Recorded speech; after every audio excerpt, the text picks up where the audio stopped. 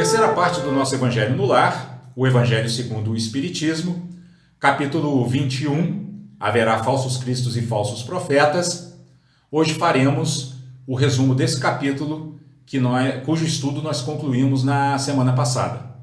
E vamos iniciar esse resumo lembrando que iniciamos nossa reflexão a respeito desse tema e desse capítulo no dia 21 de novembro do ano passado, né?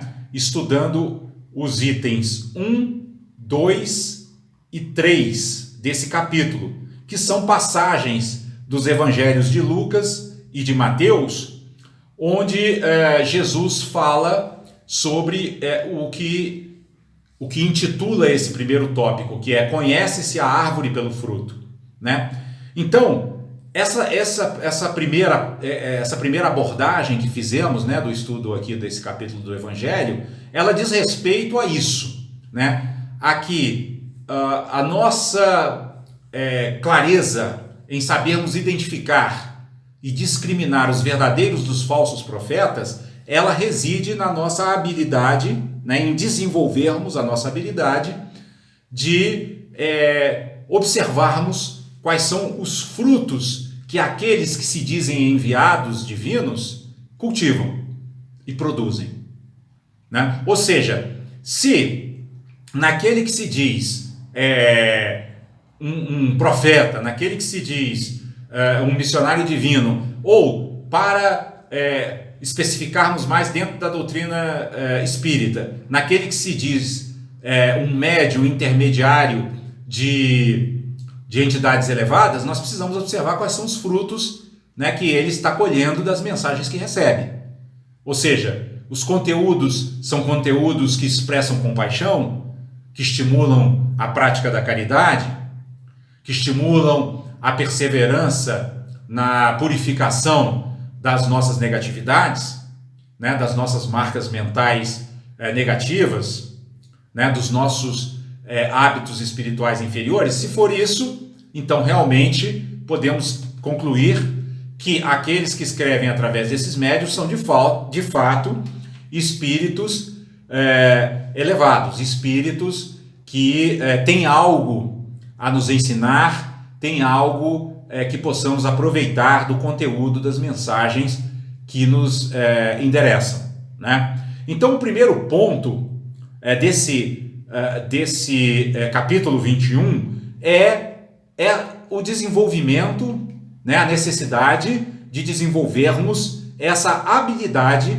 de observar aqueles que se arrogam, né, ou que se dizem, ou que são ditos até por seus seguidores como mestres, se de fato suas ações, seus atos, os frutos que produzem são de fato frutos de espiritualidade superior. Esse é o ponto, né? Então precisamos aprender a conhecer a árvore pelo seu fruto. Esse seria assim o resumo da mensagem sobre a qual refletimos no dia 21 de novembro, né, do ano passado.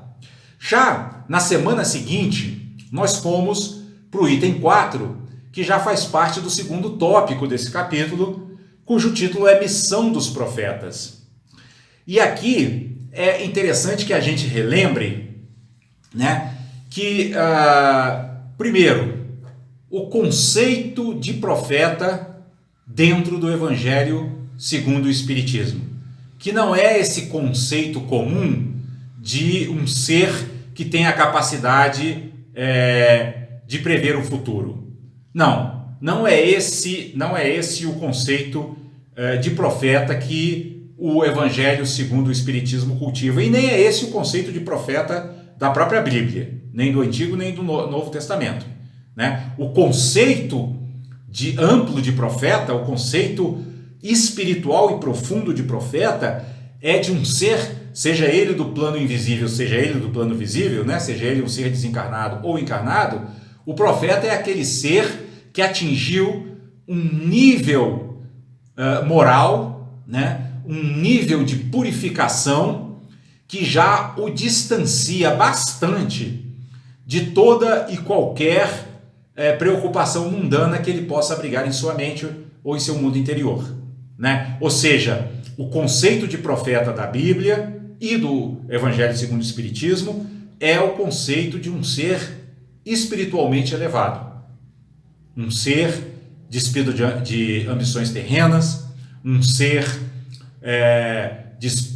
que não se preocupa mais com elogios ou críticas, um ser que também não se preocupa mais, como nós vimos inclusive no próprio exemplo de Jesus, se foi vitorioso ou derrotado segundo a visão do mundo, né? Se foi bem sucedido ou mal sucedido segundo a visão do mundo, enfim, um ser que já demonstra um alto grau de liberdade dessas preocupações mundanas, se não uma liberdade total das preocupações mundanas, que é o caso dos seres iluminados, né? Então, esse é o conceito de profeta do Evangelho segundo o Espiritismo e da própria Bíblia, né? É importante que a gente tenha isso em mente, porque a visão comum ela tende a achar que todos aqueles seres que produzem fenômenos paranormais podem ser incluídos nessa categoria de profetas. Mas esse capítulo nos esclarece que não. Que mesmo seres que produzem fenômenos extraordinários, excepcionais, inexplicáveis à luz da nossa ciência contemporânea, se eles não demonstrarem um comportamento espiritualmente superior, moralmente superior, um comportamento que demonstre desapego, desinteresse e abnegação, eles não são profetas no sentido profundo do termo. Muito pelo contrário, são seres comuns que, embora dotados de faculdades extraordinárias, ainda têm muito que caminhar para atingir um patamar superior. E aí precisamos ter cuidado para não dar ouvidos a esses seres que muitas vezes, usando seus poderes extraordinários, mas sem terem um desenvolvimento moral à altura, querem se passar de missionários divinos e querem angariar discípulos e seguidores, espalhando pelo mundo mensagens que, na verdade, muitas vezes não têm um conteúdo espiritual edificante, né? Então, é isso que os espíritos e o espiritismo tentam nos ensinar nesse capítulo, né? Cujo título é Não haverá falsos cristos e falsos profetas, né? Então esse capítulo ele busca nos tornar espíritos mais lúcidos, né? Pessoas que tenham uma mente mais clara e que não caiam na tolice de seguir seres que não têm a elevação espiritual para se tornarem mestres espirituais de ninguém. Aí, na sequência do nosso estudo, no dia 5 de dezembro, nós passamos para o tópico seguinte desse capítulo 21, cujo título é Não Creais em Todos os Espíritos, passagem baseada, né, na primeira epístola de João, capítulo 4, versículo 1, né, onde ele diz assim: Meus bem-amados, não creais em qualquer espírito, experimentai se os espíritos são de Deus, porquanto muitos falsos profetas se têm levantado no mundo. Então vejam vocês que já desde aquela época, né, na época da vinda de Jesus ao mundo, há mais de 2000 anos atrás, os discípulos de Jesus, né, e aqui especificamente João, já se preocupavam com os falsos profetas, e aqui nessa passagem especificamente com os falsos profetas da erraticidade, ou seja, do mundo invisível, né? Porque ele diz aqui: não creais em qualquer espírito, mas provai se os espíritos são de Deus. Então vejam que essa mensagem não é uma mensagem só da doutrina espírita, né, do espiritismo contemporâneo, mas já o cristianismo primitivo, né, na voz de um seguidor direto de Jesus, que é João Evangelista, já manifesta essa preocupação, já demonstra essa preocupação. Por quê? Porque a gente sabe que os cristãos primitivos praticavam a comunicação com o mundo espiritual. E João percebeu que muitos seres estavam se deixando enganar por espíritos desencarnados que se faziam passar por cristãos de alto nível espiritual, desencarnados, mas que na verdade não eram esses seres que diziam ser. Então já naquela época havia esse problema, né? O problema de falsos cristos e falsos profetas se manifestando mediunicamente nas comunidades cristãs primitivas, né?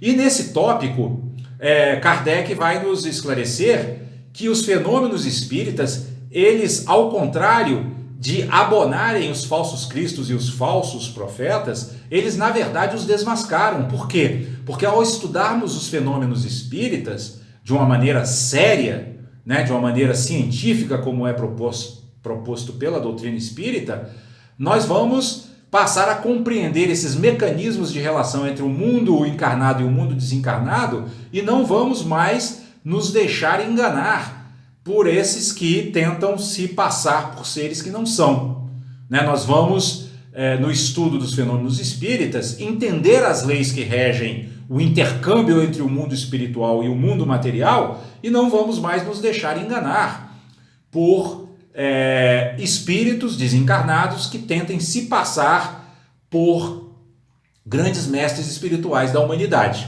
Esse é o grande ensinamento que nos traz esses dois tópicos, né, do capítulo 21 do Evangelho segundo o Espiritismo, o tópico 6 e o tópico 7, que pertence a esse título Não Creais em Todos os Espíritos, né? Na sequência, nós, no dia 12 de dezembro, estudamos o tópico chamado Prodígios dos Falsos Profetas, né? Ora, uma coisa interessante, né, que chamou a atenção na reflexão a respeito desse tema é o próprio significado da palavra prodígio, né? Porque muitas vezes os significados da palavra eles nos esclarecem muito sobre o texto, sobre o que o texto quer nos dizer, né?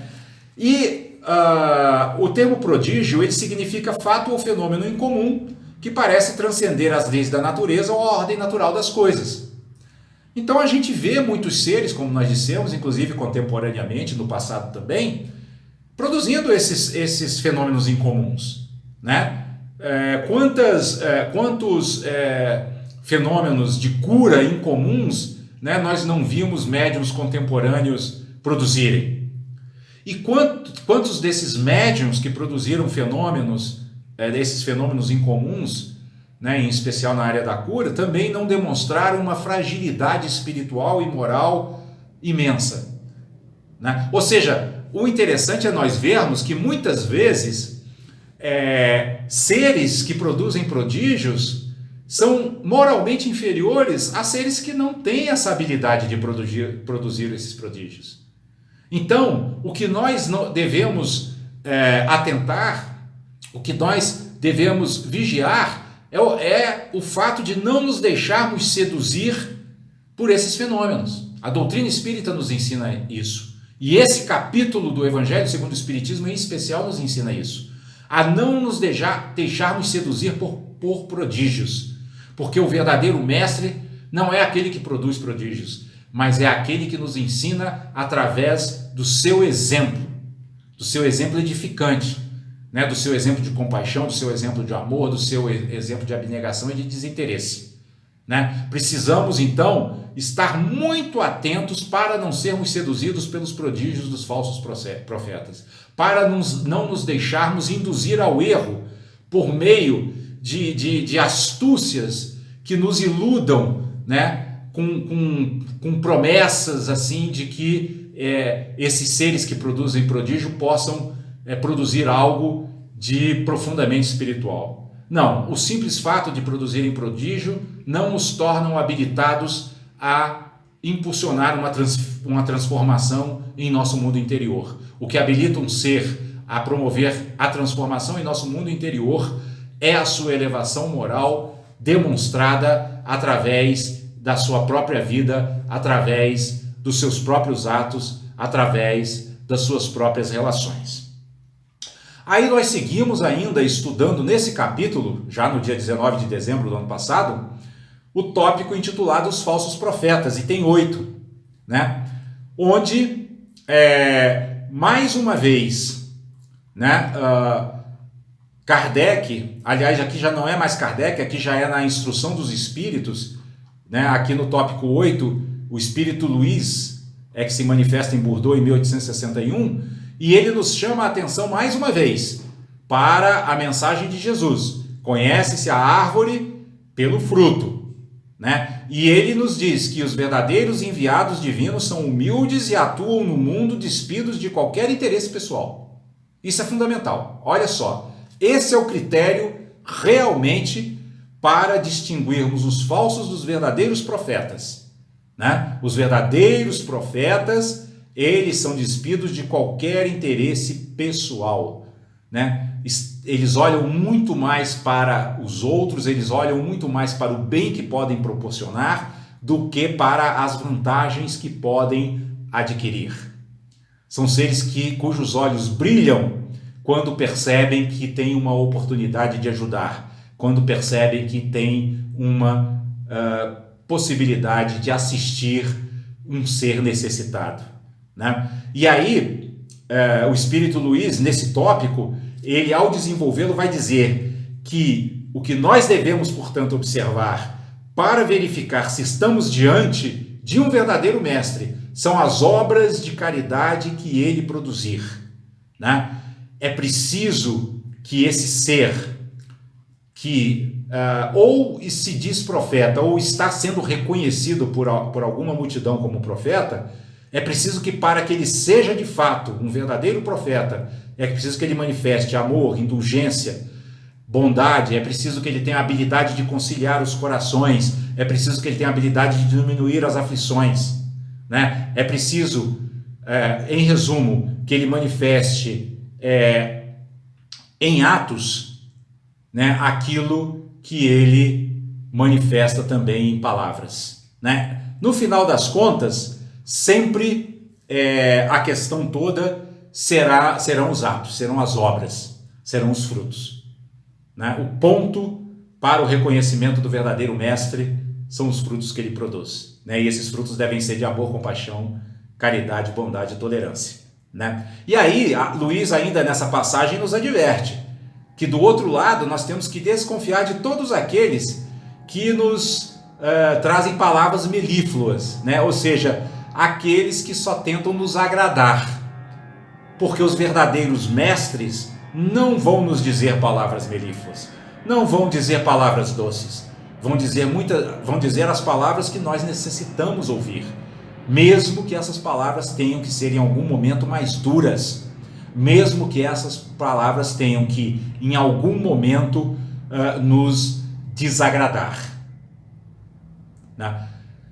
E aí, na sequência do nosso estudo, no dia 26 de dezembro, nós refletimos sobre uma mensagem do Espírito Erasto, né, que é psicografado em Paris em 1862, no tópico intitulado Caracteres do Verdadeiro Profeta. Então aqui Erasto vai nos dar as características daquele que é um verdadeiro missionário, daquele que é um verdadeiro enviado divino, né? Daquele que veio ao mundo para ensinar, né? Ou seja, daquele que, enfim, é um ser com um grau de realização espiritual bastante elevado, né?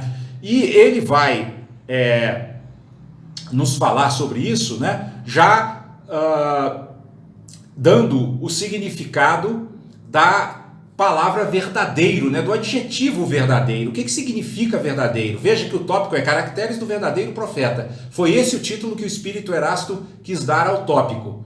Por quê? Porque verdadeiro significa adequado, apropriado, autêntico, legítimo, né? Então o verdadeiro profeta é aquele que se adequa à missão de um profeta. O verdadeiro missionário é aquele que se legitima como missionário, né? Que demonstra ser autenticamente um missionário, né? E o que isso quer dizer? Que o verdadeiro profeta é aquele que realmente, ao agir no mundo, demonstra um comportamento muito acima da média do ponto de vista moral, muito acima da média do ponto de vista do desapego, do ponto de vista da alegria de ajudar, né? Do ponto de vista da energia compassiva para diminuir o sofrimento dos outros. É isso que caracteriza a adequação de um ser à ideia de que ele seja um missionário, de que ele seja um verdadeiro profeta. E o Espírito Erasto, inclusive, faz aqui uma comparação bastante interessante ao dizer que só a um hábil general o comandante vai confiar a chefia do exército. Né? Ninguém vai confiar o poder de dirigir uma tropa a um general inábil. Ora, Deus também não vai enviar ao mundo um mestre que não seja superior em espiritualidade e em moralidade à média do comportamento do planeta. É claro que não. Porque senão o que ele vai ter a nos ensinar?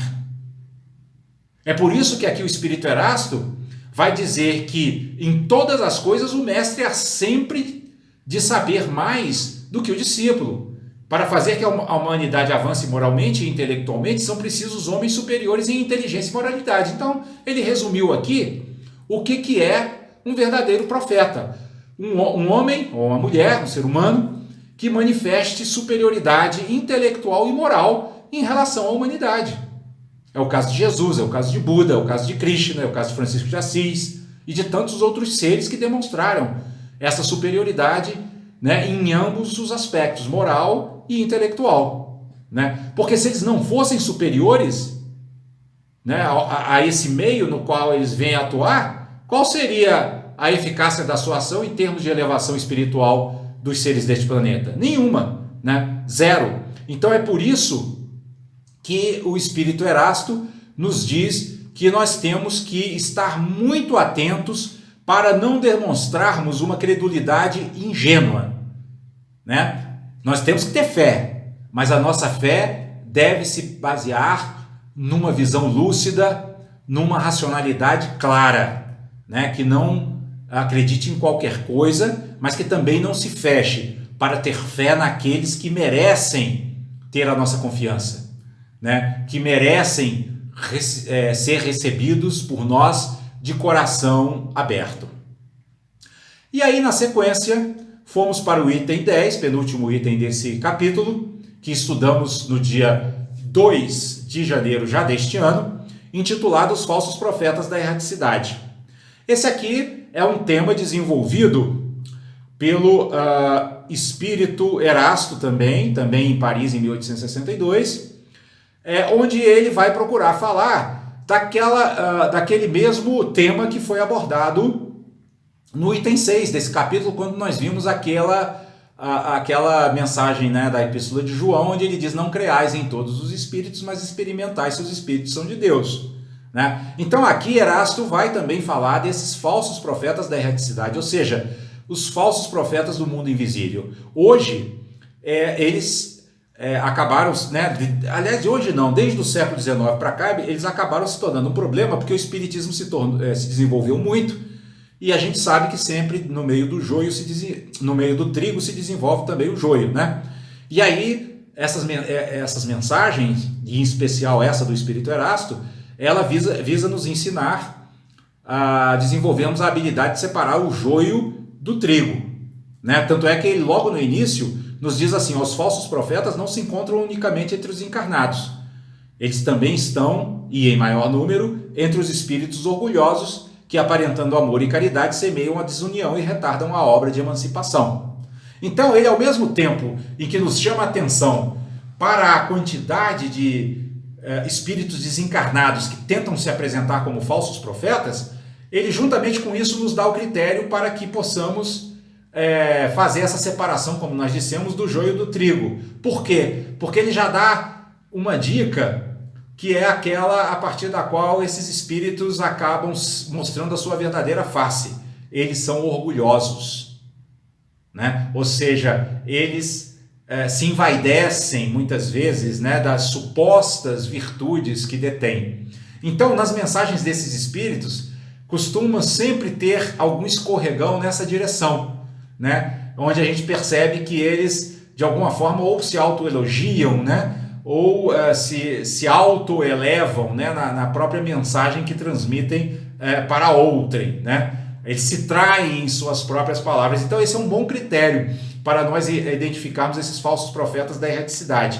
O orgulho, né? A vaidade, né? Que é uma imperfeição que é difícil de disfarçar, porque o vaidoso ele quer se mostrar.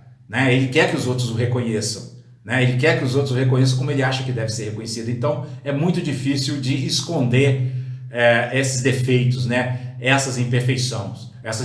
Por isso é que o Espírito Erasto diz que cegos são os homens que se deixam cair nesses enganos grosseiros, né? Por que cego? Porque não percebe as manifestações de orgulho e vaidade que muitas vezes aparecem nessas mensagens. E por que não percebem? Porque muitas vezes esses espíritos que tentam se passar de profetas sem o selo, eles fazem o quê? Eles também aproveitam-se do ponto fraco dos médiuns, ou daqueles também que estão recebendo as mensagens através dos médiuns, que é a vulnerabilidade ao elogio. Fazem elogios a esses seres que, por serem ainda pouco evoluídos espiritualmente, estão sequiosos de louvores, né? Então nós precisamos estar muito vigilantes, né, para não nos deixarmos cair nessa armadilha de nos sentirmos carentes